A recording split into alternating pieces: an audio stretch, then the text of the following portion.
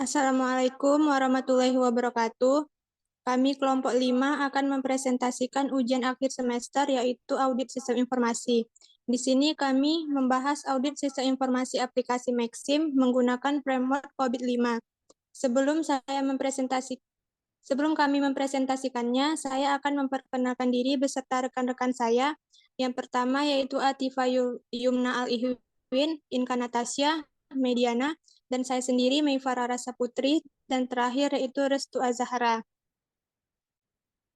Baiklah, pertama akan dijelaskan oleh saya sendiri. Yang pertama yaitu latar belakang. Perkembangan teknologi dan informasinya sangat cepat menyebabkan masyarakat dituntut untuk mempunyai mobilitas yang tinggi. Hal ini menyebabkan banyak perusahaan bergerak untuk menyediakan jasa transportasi online. Transportasi online ini merupakan sebuah revolusi yang kreatif dikarenakan konsumen dapat mengakses transportasi dengan cepat. Selain itu, transportasi online juga dapat menjangkau tempat yang sulit dijangkau oleh transportasi konvensional. Dengan hanya menggunakan smartphone, konsumen dapat memilih dan memesan moda transportasi yang diinginkan. Juga konsumen tidak perlu repot menghampiri penyedia transportasi dengan memanfaatkan segala kemajuan teknologi. Konsumen hanya harus menunggu pada titik penjemputan, kemudian penyedia jasa akan menghampiri dan mengantarkan konsumen hingga tujuan dengan selamat tanpa harus melakukan negosiasi harga. Karena kepraktisan dan keefisiensian masyarakat banyak beralih dari transportasi konvensional ke transportasi online. Salah satunya adalah Maxim. Selanjutnya itu pengertian aplikasi Maxim. Di Rusia, Maxim merupakan penyedia transportasi online terbesar ketiga. Maxim baru menjamah pasar Indonesia di tahun 2018 dengan membuka kantor di Jakarta di bawah bendera PT Teknologi Perdana Indonesia. Pelayanan transportasi online miliknya kemudian dengan cepat merambah ke kota-kota Indonesia antara lain Yogyakarta, Pekanbaru, dan Solo. Selain layanan jasa ojek online menggunakan motor, Maxim juga memiliki layanan taksi online. Maxim juga menawarkan jasa pengiriman, bantuan penderekan mobil mogok oleh mobil lainnya, serta starter aki. Tujuan utama dari berdirinya Maxim adalah menciptakan teknologi dan inovasi dalam hal order taksi, di mana pelayanan tersebut menjadi lebih modern, mudah digunakan, dan aman. Visi aplikasi Maxim.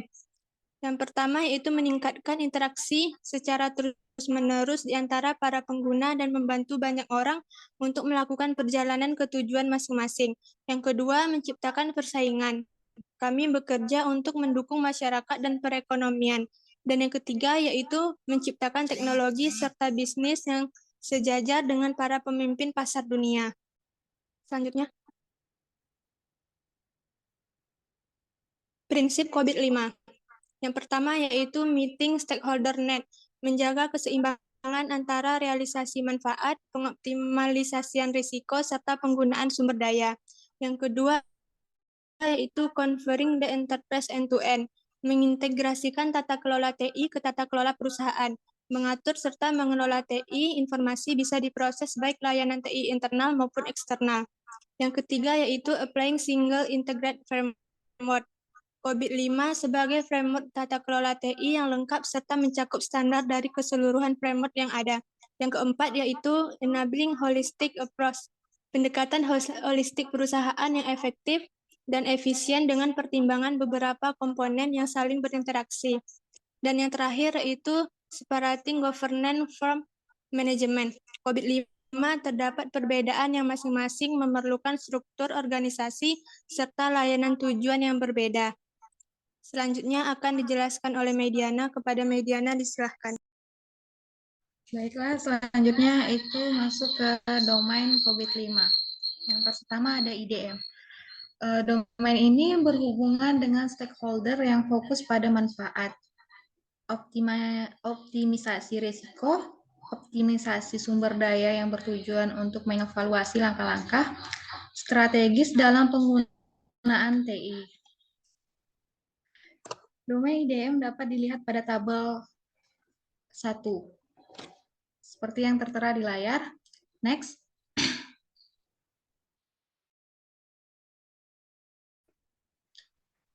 Yang kedua ada APO, yaitu merupakan domain yang mencakup penyelarasan, perencanaan, dan pengolahan TI agar selaras dengan pencapaian bisnis yang mencakup 13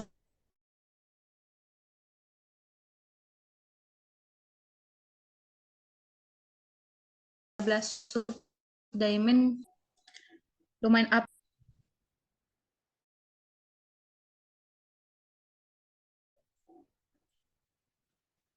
Next. Yang ketiga ada BAI, yaitu domain ini berfokus pada pengidentifikasian, pembangunan, dan pengimplementasian TI untuk layanan. Domain BAI dapat dilihat pada tabel nomor 3 seperti tertera di layar. Selanjutnya, Deliver Service and Support atau yaitu DSS. Kami menggunakan di DSS 02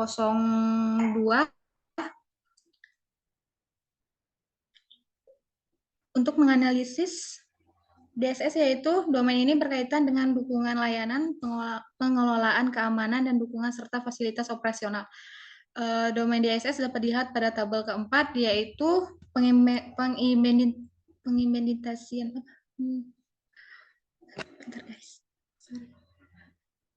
Yaitu domain DSS yang pertama yaitu pengolahan operasi, yang kedua DSS kedua pengolahan permintaan layanan insiden, DSS ketiga yaitu pengolahan masalah, dan DSS keempat yaitu pengolahan keberlangsungan, DSS yang kelima yaitu mengelola layanan keamanan, dan DSS 06 pengelolaan kontrol proses bisnis. Selanjutnya,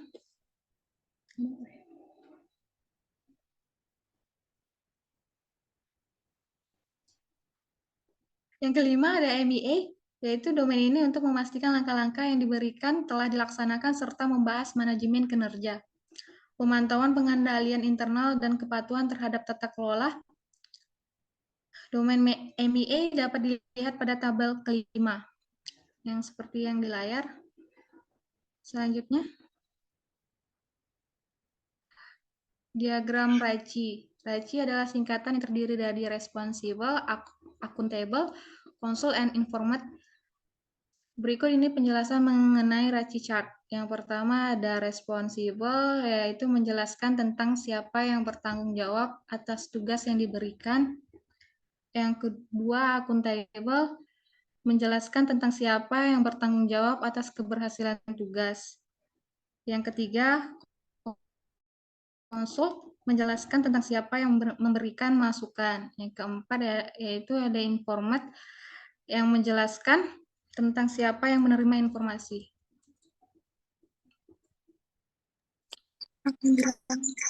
Selanjutnya akan dijelaskan oleh Inka Natasha. Kepada Inka diserahkan. Hasil dan pembahasan. Setelah mengetahui tujuan dan visi dari perusahaan, maka hal pertama yang dilakukan yaitu pemetaan enterprise goal dengan tujuan perusahaan. Pemetaan dilakukan ke dalam perspektif IT Balance Scorecard, ITBSC. Jika hubungan keterkaitan antara tujuan perusahaan yang menjadi objek dengan enterprise goals pada COVID-5 sangat kuat, maka diberi tanda P, yang berarti primary. Jika terdapat hubungan yang tidak dominan, maka diberi tanda S, yang berarti secondary. Jika tidak ada hubungan sama sekali, maka dikosongkan. Bisa dilihat pada tabel tersebut, yang berhubungan ada di nomor 2, 3, 6, 7, 8, 10, 11, 13, 14, dan 17. Selanjutnya yaitu pemetaan enterprise goals dengan IT related goals. Pemetaan yang dilakukan pada hubungan enterprise goals dengan tujuan perusahaan. Jika hubungan keterkaitan antara IT related goals yang menjadi objek dengan enterprise goals yang terpilih pada COVID-5 sangat kuat, maka diberi tanda P, yang berarti primary.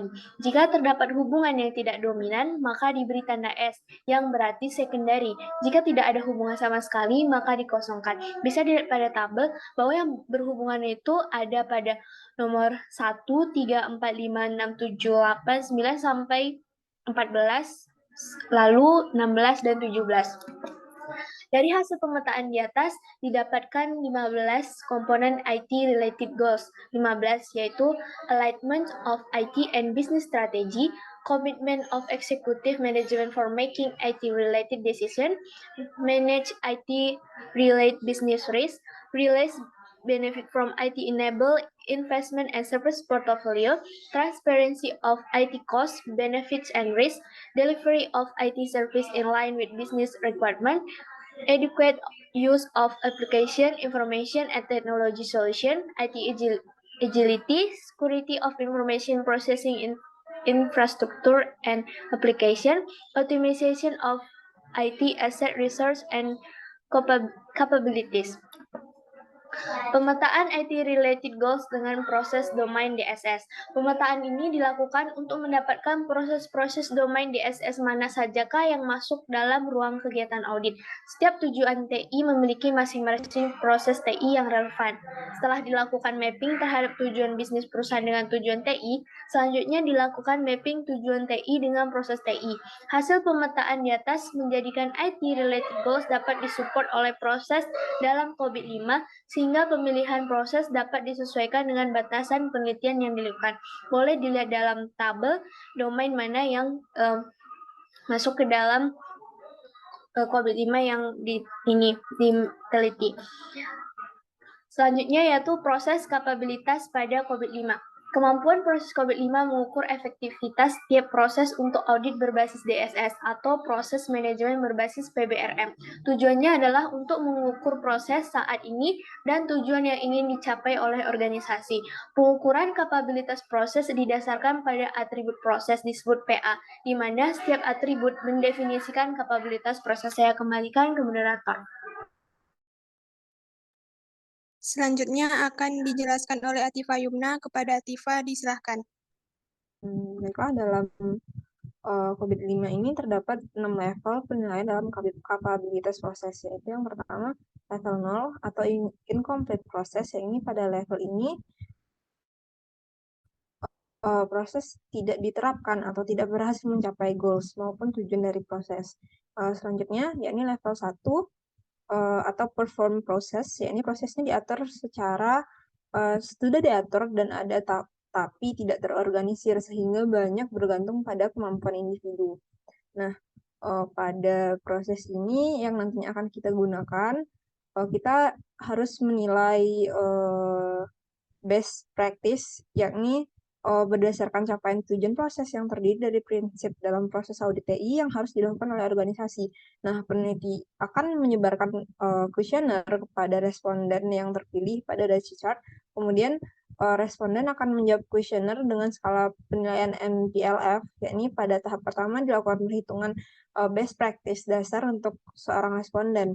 Ketika setiap responden itu mendapat skala, nilai dari best practice umum tersebut dihitung dengan menggunakan rumus matematis yang terdapat pada layar, yakni untuk perhitungan per responden itu merupakan jumlah dari skala penilaian best practice dibagi dengan jumlah best practice-nya. Sedangkan untuk skala best practice, yakni jumlah dari skala best practice per responden dibagi dengan jumlah responden.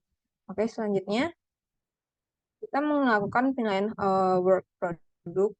Yang ini didasarkan pada work product yang dihasilkan dari proses audit TI, di mana evaluasi work product ini menunjukkan keutuhan dari WP menggunakan rumus yang terdapat pada layar. Dan ini untuk melakukan perhitungan responden menggunakan rumus jumlah skala penilaian WP dibagi dengan jumlah WP, sedangkan untuk skala best practice-nya atau maaf di sini WP-nya yakni skala practice per responden dibagi dengan jumlah responden.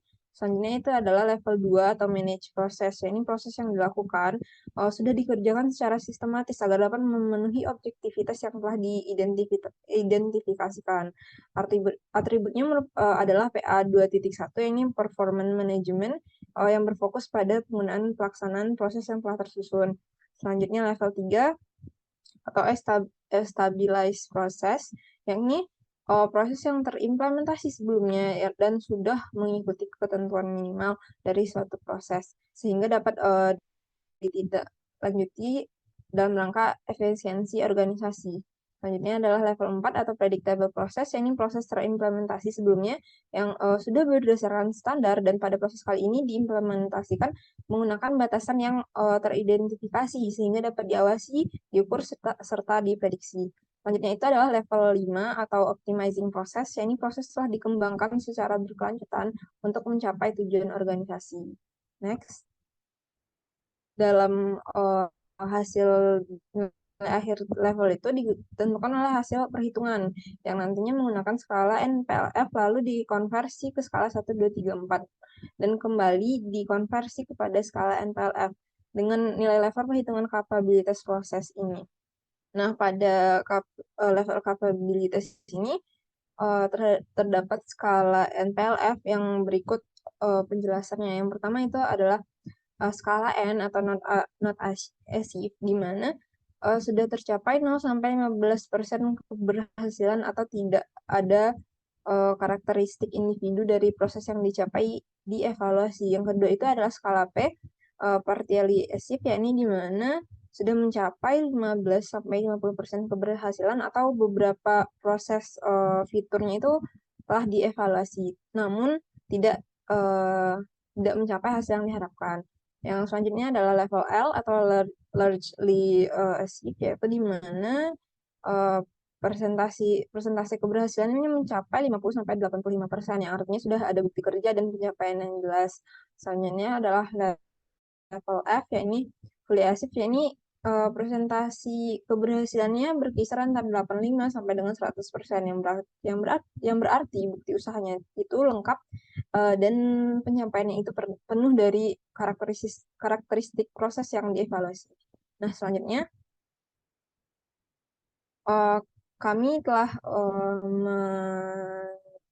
mengolah data, kami telah memberikan kuesioner kepada responden, yakni berupa 15 orang pengguna aplikasi Mengcamp, yang kemudian data tersebut kami hitung menggunakan rumus yang telah saya jelaskan sebelumnya dan telah kami dapatkan hasilnya seperti yang telah dilihat di layar.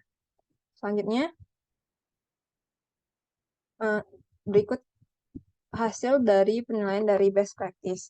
Penilaian ini dilaksanakan berdasarkan proses DSS 02 yang telah diidentifikasi best practice-nya. Nah, setelah diolah satu persatu per responden, maka didapat skala best practice-nya itu sebesar 3,11.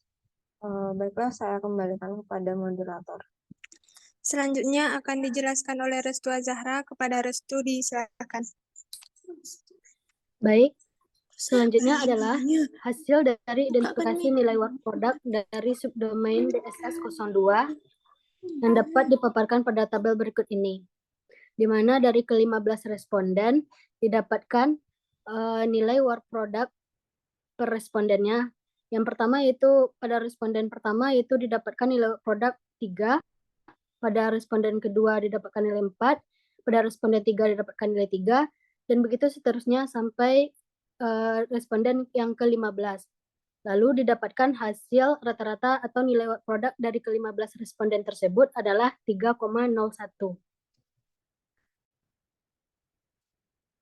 Selanjutnya, setelah pengolahan data tersebut, maka diperoleh skala NPLF sebagai berikut, di mana dari ke-15 responden, skala best practice-nya mendapatkan nilai 3,11, lalu skala work product-nya didapatkan nilai 3,01, di mana best practice dan work product-nya berada pada skala L, dan yaitu largely achieved.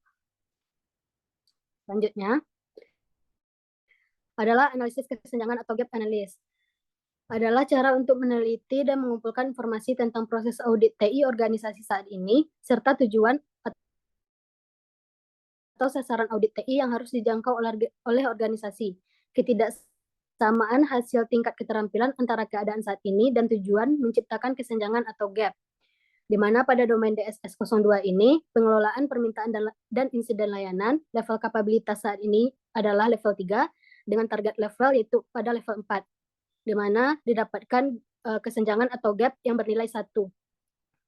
Lanjut, rangkuman hasil pengukuran tingkat kapabilitas yang telah dilakukan pada domain DSS 02, yaitu didapatkan hasil pengukuran dengan nilai 3,11, di mana ia berada pada skala L dengan level kapabilitas berada pada level 3. Lanjut, di sini kami memberikan beberapa rekomendasi untuk meningkatkan kualitas pelayanan Maxim. Yang pertama, membuat klasifikasi terhadap jenis-jenis layanan dan insiden yang dilayani, sehingga mudah untuk dipetakan ke bagian atau divisi yang akan langsung menyelesaikan layanan atau insiden tersebut. Selanjutnya, membuat strategi-strategi dalam permintaan layanan dan pemecahan insiden, baik dalam bentuk kebijakan ataupun tindakan penanganan langsung seperti sistem. Selanjutnya, melakukan review terhadap aplikasi yang dibuat minimal tiap bulan untuk mengetahui ketidaksesuaian yang terjadi dan memerlukan inovasi terhadap fitur yang sudah ada. Selanjutnya, menganalisis ulasan di App Store ataupun Play Store yang berisi kritik dan saran yang diberikan oleh konsumen untuk menilai pelayanan, kepuasan konsumen, dan pengembangannya. Dan yang terakhir adalah membuat inovasi strategi terhadap insiden yang belum terselesaikan, menganalisis dan mengevaluasi kembali inovasi strategi yang dibuat. Baiklah, kami menyimpulkan pada tahap pra-audit telah diperoleh 6 proses domain DSS COVID-5 yang dimana merupakan keseluruhan proses dari domain DSS yang sesuai dengan kondisi tata kelola pada aplikasi Maxim. Dari hasil audit, diketahui domain DSS mempunyai level kapabilitas yaitu pada level 3. Menurut level kapabilitas masing-masing proses, ditentukan level target masing-masing proses yaitu berupa satu level di atas level kapabilitas yang ditentukan berdasarkan analisis sehingga didapat level target untuk DSS 02 adalah level 4. Selanjutnya, level capability keseluruhan yang diperoleh berdasarkan keseluruhan rata-rata adalah 3, yang berarti sebagian besar aktivitas pada domain DSS untuk aplikasi Maxim telah dilakukan. Ada standar penerapan dalam melakukan proses tersebut, terdokumentasi, dan komunikasi berjalan dengan baik. Sekian, saya kembalikan kepada moderator. Demikianlah presentasi dari kelompok kami. Apabila ada kata yang salah, kami minta maaf. Kami mengucapkan terima kasih kepada Pak El telah mengajari kami selama semester ini. Saya sudahi. Assalamualaikum warahmatullahi wabarakatuh.